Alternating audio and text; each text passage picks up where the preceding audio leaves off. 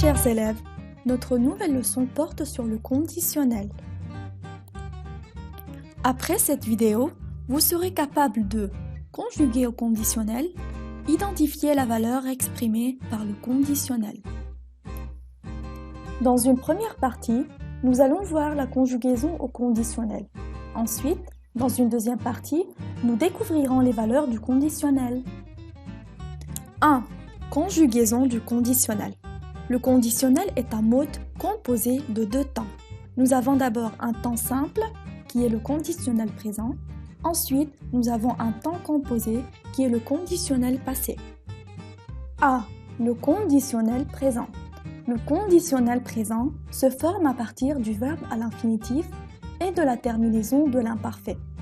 AIS, AIS, AIT, IONS, IEZ, AIENT. Cette règle est facilement appliquée aux verbes des premiers et deuxièmes groupes. Exemple, j'aimerais. C'est le verbe aimer à l'infinitif plus la terminaison de l'imparfait qui est AIS. Vous surgiriez. Surgir à l'infinitif plus la terminaison convenable qui est IEZ. Dans la diapo précédente, nous avons vu comment conjuguer les verbes des premiers et deuxièmes groupes conditionnels présents. Pour les verbes du troisième groupe, n'ayez pas peur, ce n'est pas difficile. Pour les verbes en re, comme écrire, lire, dire, prendre, boire, etc., il suffit d'enlever le E et d'ajouter la terminaison qui convient. C'est tout aussi facile. Exemple, tu descendre, j'enlève le E de descendre et j'ajoute la terminaison qui convient, ce qui va faire tu descendrais. Pour vous aider, je vous ai mis une liste des radicaux des verbes les plus utilisés du troisième groupe. Ainsi, nous avons aller, l'auxiliaire avoir, courir, devoir. Nous avons le verbe envoyer qui appartient au premier groupe, mais qui a une forme irrégulière, donc nous l'avons placé dans cette liste.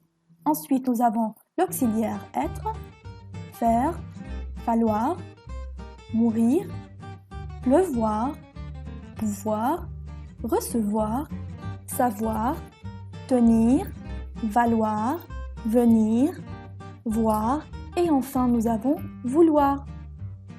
Pour vérifier si vous avez compris cette partie, faites l'exercice 4, page 115 de votre livre de français, L'art du français. Le corrigé vous sera envoyé lorsque vous aurez terminé l'exercice. B. Le conditionnel passé. Le conditionnel passé se construit à partir des auxiliaires être, dont le radical est sœur, ou avoir, dont le radical est or, au conditionnel présent, suivi du participe passé du verbe. Avec les exemples, vous allez mieux comprendre.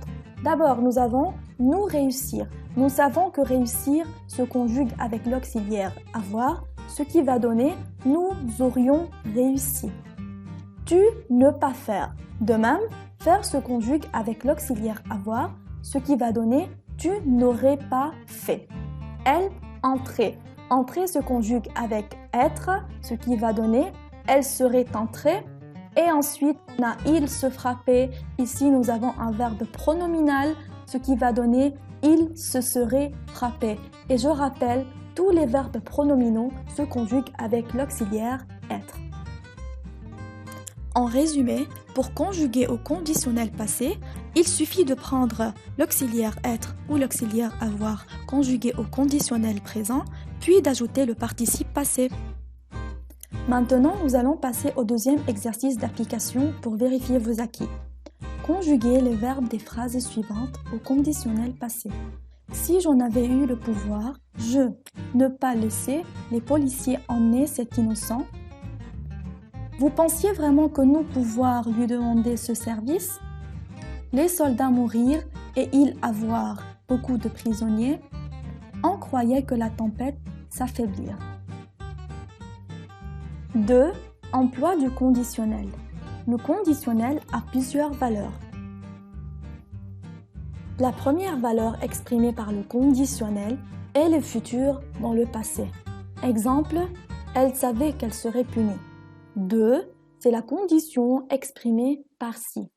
Exemple, si tu avais fait attention, tu ne serais pas tombé. 3.